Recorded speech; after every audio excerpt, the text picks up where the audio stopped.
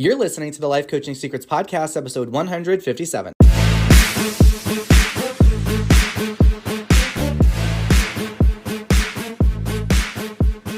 Did you know that life coaches are needed now more than ever?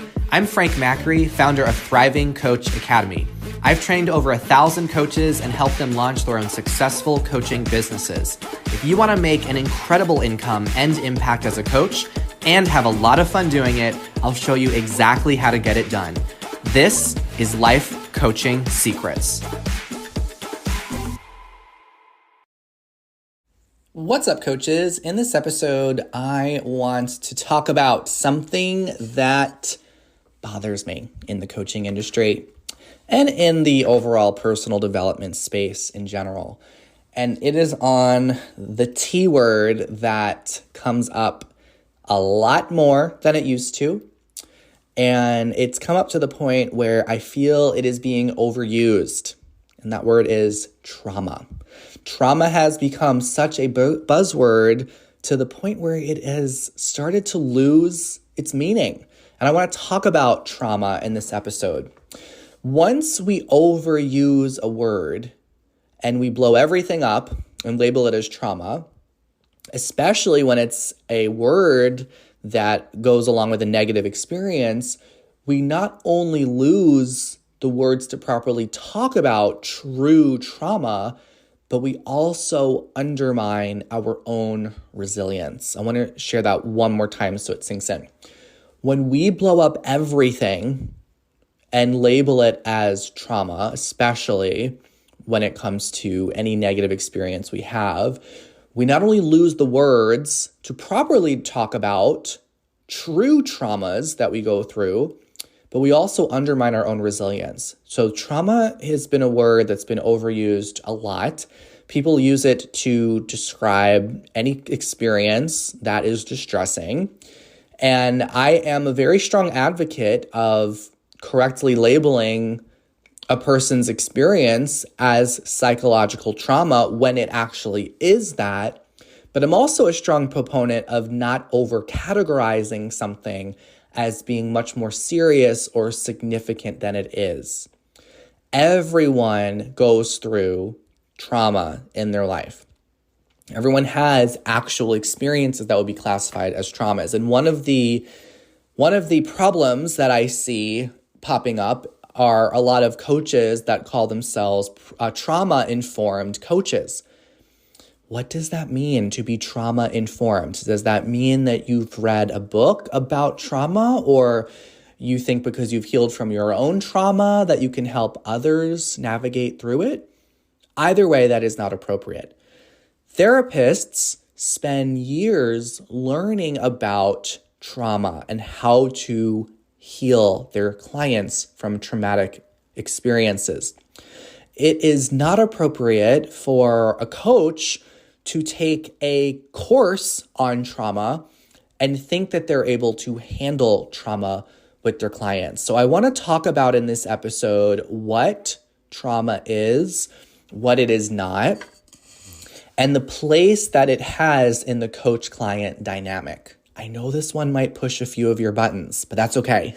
I want you to be open to hearing this because it is something that is going off the rails in the industry. Trauma is an experience that causes someone significant distress. That would be considered a trauma. It can happen from a one-time incident that you go through. It can also be created from being exposed to emotional distress over weeks or months or years. And I'm talking significant emotional distress. Some people think that because they've had fear or anxiety or experienced rejection or criticism in their past, that is trauma. That is now a traumatic experience because when really they've just gone through a normal human experience, but they are choosing to blow it up to the superlative level and calling it trauma. I've experienced various traumas in my life. One example of a one-time trauma that I experienced, which was from a particular incident that happened once, is I was driving when I was around 18 years old, And on the way home, it was dark. I was on a highway. On the way home, a deer ran into the highway, and unfortunately, I hit the deer. And I felt like in my body an experience that I've rarely felt before. It was devastating, and I couldn't stop thinking about it. And for so many years after that one-time experience, when I would drive, if I would ever see something on the road that even resembled roadkill, I would physically flinch. And I realized this is because I experienced a traumatic experience when I was driving and hit the deer. And it's taken years, even to this day, sometimes it's gone down, but sometimes I do still have a little bit of that flinch, or I notice my body clenches when I do see anything that's on the road that's not supposed to be there. Even if it's like a pile of leaves, or if it is any form of roadkill, it gives me a lot of anxiety. It's gone down over the years. That would be an example, though, of experiencing an actual trauma. Another form of trauma that I've experienced is when my parents went through a divorce. That was a traumatic experience for our family, because after the divorce, unfortunately, we lost our house. My parents weren't able to work out the way to follow through with mortgage payments on the house, and there was a lot of stress that was going on between them, and we lost our house. And I remember as a teenager at the time, this was very difficult for me to go through, having my childhood home, what felt like it was taken away from me. So this was a more of a longer form trauma that wasn't just like a one-time incident, but it was years of witnessing the destruction of my family because of the divorce and the aftermath of the divorce. So those experiences I shared with you, I would label as trauma. Dealing with other inconveniences in my life and being criticized or judged, or different types of rejection or tough experiences where things don't go my way or bad things happen, I don't automatically go and label that as, oh, it was trauma. Now, there's other actual traumatic experiences I've gone through that I'm not going to go into in this episode, but I want you as a coach or as an aspiring coach to have a greater awareness of what really goes into the word trauma. Trauma is serious, and it's time that we stop using it so lightly or thinking that as coaches, it's our job to support clients with trauma. Sometimes you will have clients that will say they have trauma, but even they're not using the word correctly because it's become such a buzzword. It's like when people say they are OCD about something, but they're not actually diagnosed with obsessive compulsive disorder. They just say, oh, I'm OCD about this. Right? It's lost a lot of its meaning to when there's actually obsessive compulsive disorder. Like, that's an actual illness people go through, but when a lot of people use it, it loses its meaning. A lot of the pain that we experience in our life is simply a normal part of life. Sadness, sorrow, hurt, rejection, loneliness. These are parts of life. I'm not saying they're pleasant parts of life, but they are parts of life that we all experience. It's not automatically trauma. The signs that someone has trauma or experienced a traumatic experience is when they cannot get over something that happened in their past. They constantly are focused on it. Even after maybe they've been prompted to move forward or given guidance on moving forward, they cannot get over their past. That could be a sign that there's been some trauma and unresolved, deep, significant emotional wounding. Another sign of trauma is if someone has a past experience, a memory of some kind of past experience that is so debilitating for them that they're unable to function in their day-to-day life. So you have such a painful memory from their past that they're unable to function in their day-to-day life. Another sign of trauma is when someone is they constantly relive a painful past experience over and over again. It's like they are unable to find a way to stop thinking about a past experience over and over again. Now, there's different levels of trauma. Typically, trauma is some kind of emotional response we have to a terrible event. And then after that event, we have some reactions that might come up, unpredictable emotions or the flashbacks, like I mentioned earlier. We might even have physical symptoms that manifest because of that trauma, like various headaches or nausea or other types of bodily pains that we can have. Trauma does not mean emotional pain. It's not the same thing. Any kind of emotional pain does not automatically fall into trauma. So there's emotional pain that would be incorporated in trauma, but not all emotional pain is automatically trauma.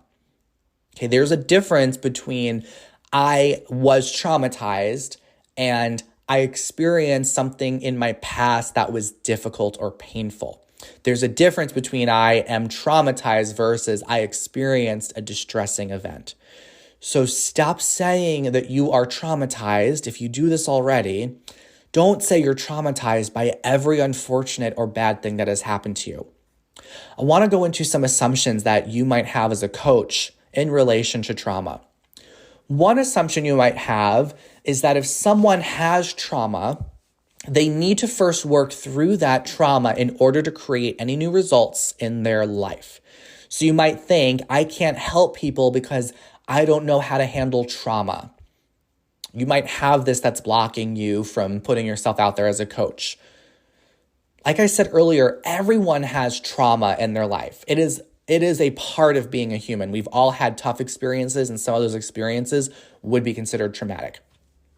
Just because you don't help a client with trauma or you're not trained to help someone through trauma, it doesn't mean that your coaching won't be impactful. We all have trauma we've experienced in our life to some degree. Sometimes that trauma becomes debilitating and we really need to process and heal from it to show up to our lives. Other times we just know that the trauma is there. We learned something about ourselves from going through that trauma, and it does not have much of an impact on our day-to-day lives. So you might think, what about that expression, you need to feel it to heal it? Okay, this is a common expression that you may have heard. It's a great rhyme, but it's not necessarily a reality. Okay, if you have this rule, like you need to feel something, you need to feel every single emotion and pain you've gone through in order to heal yourself through it, it might put you in a place, in an emotional state where you don't have any power and you continue to re-victimize yourself, which is not helpful. If you feel like you need to continue to feel something over and over again to heal from it. When some things will always be painful, no matter how many times you revisit them. You don't always have to heal in order to move forward. And I also want you to consider that what if the best healing for you and for your past is by defining your future and creating it? I want to repeat that one more time. What if the best healing for you and your clients is defining your future and creating it? Because when you move forward in your life and you take on a new identity, you decide who you want to be, you create new experiences, you move forward with various goals that excite you and challenge you. Over time, all the energy and focus you're putting on your future and your life that you're creating starts to take power away from those past painful and sometimes traumatic experiences that used to take up so much of your attention and time. One example for me is when I decided to move across the world to live in China and start a whole new life, become a whole new person. And I taught English there for a couple of years. I also planted a lot of the seeds for my coaching business while out there. It was this whole new chapter of my life. And it allowed me, because I moved forward, I was focusing on my future. It allowed me to give so much less power and focus to my past. So the way that I was able to heal from some of my past experience was not by continuing to feel it and focus on it, but was actually on defining my future and moving towards creating that future. Another assumption that a lot of coaches might have is, this is a big one, that you can help your clients through trauma. You might not like hearing this, but as a coach, you're not qualified to help people through trauma. Again, you might hear people out there that say, I'm trauma informed as a coach, which to me sounds like a bit of a paradox. It's like if someone says like they're a dentistry informed optometrist, right? Like both fields, dentistry and optometry, require specialized knowledge and training, but their areas of expertise are distinct and separate. So when you say you're a trauma-informed coach, it's like taking what coaching is and it's negating it. Because coaching is not about helping people move through trauma. It is not a process that's designed to navigate and release traumatic pain from the past. If you are wanting to be a trauma-informed coach, if it's really important for you to help people heal from trauma, then my recommendation is for you to become a therapist, because that's what's going to give you the proper tools you need to support someone through trauma. Don't become a trauma-informed coach or call yourself that. Become a therapist, because therapists are trained to help people through trauma. So if anyone were to say to me, hey, I am going through trauma and I'm trying to work through it, I would never suggest them to a coach. I would never refer them to a coach for that. I would refer them to a therapist. Coaching is for people that want to create new results in their life. Therapy is for people who want to heal from their past. Okay? Trauma is something that you would heal from. Coaching is not a modality to heal trauma. However, with that being said, it doesn't mean that coaching is not incredibly useful and valuable at the same time. Okay, so remember that first assumption, which is, I need to help someone through their trauma first before they can have any new results in their life. This is not true, right? You don't have to help people navigate through their trauma just because they have it. Coaching is still very valuable and useful, even though it doesn't address trauma. If you want to run a coaching business and you want to support people through trauma, here's what you need to do. You refer them to a therapist. That's it. You don't coach someone through their trauma. You refer them to a therapist. You can partner with a licensed therapist to handle your clients when they bring up trauma. Send them over to the therapist.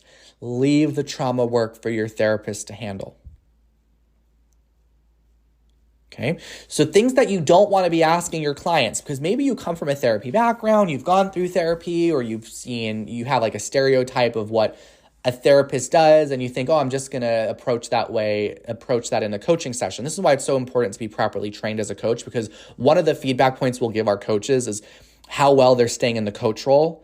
Sometimes they veer off and step into the friend category or the consultant category or the therapist category, which is not what we're training them to do. So we have to reel them in and guide them on knowing the proper questions to ask and the questions to not ask. For example, things that you don't want to be asking your clients as a coach is asking them questions like, well, what is the childhood wound that is coming up for you right now?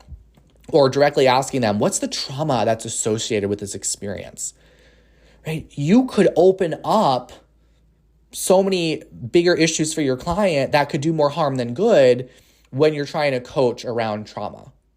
It's like that expression, like trying to fit like a square peg into a circular hole. Like that's what you do as a coach when you're trying to coach someone through trauma. All right, the last assumption I'm going to go over is the assumption that coaching can't help clients through any emotional pain. Because you might think, well, if I can't help a client through trauma when I'm doing coaching, then I guess I can't help them navigate any kinds of emotions. You absolutely can help clients navigate emotional pain and distress. You're able to, when you're properly trained, handle a lot of emotions in a coaching session. You can help clients through fear and anxiety, confusion, overwhelm, frustration, shame. So just because you're not going to address trauma doesn't mean that it makes your work as a coach surface level or superficial. Coaching is still deep and it's transformational work. And in the academy, we teach our coaches how to hold space and process and navigate those heavier emotions when a client experiences them.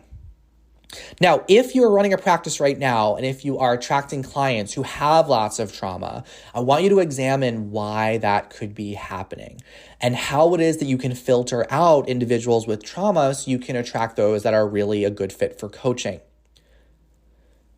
Okay, you might be in your marketing and in the messaging that you put out there, you might be attracting individuals that are in a state of their life that is not really appropriate for them to have a coach. You want to make sure that when you market and when you put out your coaching programs and ideas and even just your content, that you are filtering those that aren't a good fit for coaching and attracting those that are a good fit for coaching. Okay, sometimes you've got to spell out, here's who I work for and here's who I don't work with. I work with individuals that are ready to move forward, that are willing to take responsibility for their thoughts and get great results. I don't work with individuals that are really consumed by their past, that are having struggle navigating their day-to-day life, right? Like you've got to sometimes put that boundary around your work. And that's not about judging others. It's about discerning who is appropriate for your work and who is not appropriate for your work. It's like sometimes when I've been in touch with business coaching programs, they will have a call with me and they'll be like, listen, we only work with individuals that are making at least $500K a year.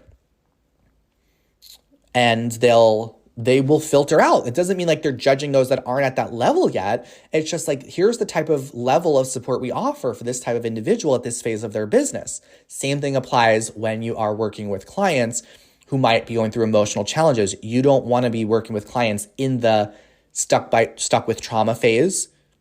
You want to work with individuals that have the capacity to move forward in their life and the desire to move forward.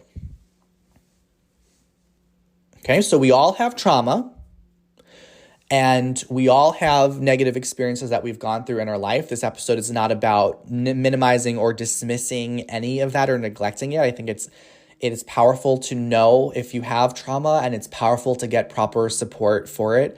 And I think it's part of our ethical duty as coaches to have that line in the sand of making sure that you don't try to blend the line between coaching and therapy. That does no one any good. In some cases, it can do a lot more harm than good. And remember, no one has a perfect childhood. So maybe you've also experienced some trauma and, you have some pain from your past and you question if you're really able to help others. I want you to know that even if you've had trauma in your past, that doesn't mean that you won't be an amazing coach to others. Think about how much energy you give your past, how much power you give your future, and how much energy do you want to continue giving to your past versus how much energy do you want to give your future? I noticed for myself that one of the ways that's helped me navigate trauma in my own life, in addition to talking with therapists, is by focusing on the person I want to be and pursuing goals that challenge me and stretch me and evolve me. And by having this excitement about my life and where it's going, I don't get consumed and I don't get sucked into painful experiences from my past. I could easily sit down and focus my energy on painful things that have happened to me, and I could sit around in that all day. It doesn't change what's happened. But what I do have control and power over is how I'm going to move forward in my life and the person I'm going to choose to be. So there's nothing inherently wrong with you if you've experienced trauma in your past.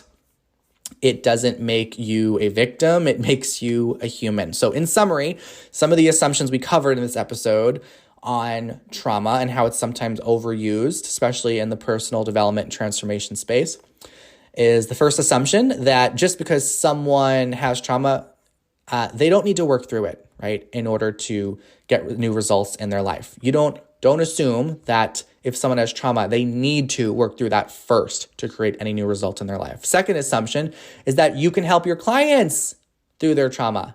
Big no. Don't do that. And the final assumption is that you can't help clients through emotional pain. Yes, you can. Coaching is deep. Coaching is transformational, especially when you have deep coaching tools and frameworks. And that's what we give you in Thriving Coach Academy. And we'd love to help you with that. So that's what I got in this episode on the T word. Watch how you use that trauma word. Use it wisely. Use it accurately. And before we go, I'm going to include a snippet from one of our coaches in the academy so you can hear their story about how they became successful and be inspired by them. And that's what we got. I'll see you in the next episode. Bye. Hello, my name is Victoria Manzoros, and I run a company called Inspiration Unleashed Coaching, where I help leaders have access to more health and empowerment. In 2019, I believe my business did 60,000 or so, and then 2019 or 2020 it did almost 100,000. Yeah, it's a wild thought to think that the first year that I almost hit six figures is during a pandemic. This year, I'm projected at least 140,000, if not 150,000, to be able to say that that's something that I've made is not only helping people, but is generating income that is higher than any corporate job that I've worked at, even in management, is great. It hits all of my boxes of what I want in life. I have freedom, I have impact, I get to be myself, and I get to create the things that I find to be really helpful for people, and it also actually helps them. So it's everything that I would want, I get to have in my job, which is amazing. And then to be paid well for it is a bonus. So when I started this coaching business, I was concerned about what it would take to be successful in it, whether or not that would include burnout, and if burnout was a necessity to hit a higher level of income. And what I see now is it's quite possible to have a great work-life balance, and this is just the beginning, to have a great work-life balance, to be able to have freedom in my life, and then also have financial stability. It's totally doable, and anyone can do it. Hey, would you like access to powerful coaching tools you can use on yourself and clients right away? For being a listener of the podcast, I'm giving you a VIP guest pass to get a sneak peek into my coach training program. Inside, you'll learn our coach's secret tool they use to transform their clients' lives. And you'll also get a training on how to launch a coaching business. Just head over to www.thrivingcoachacademy.com/VIP to get started. I'll see you on the inside.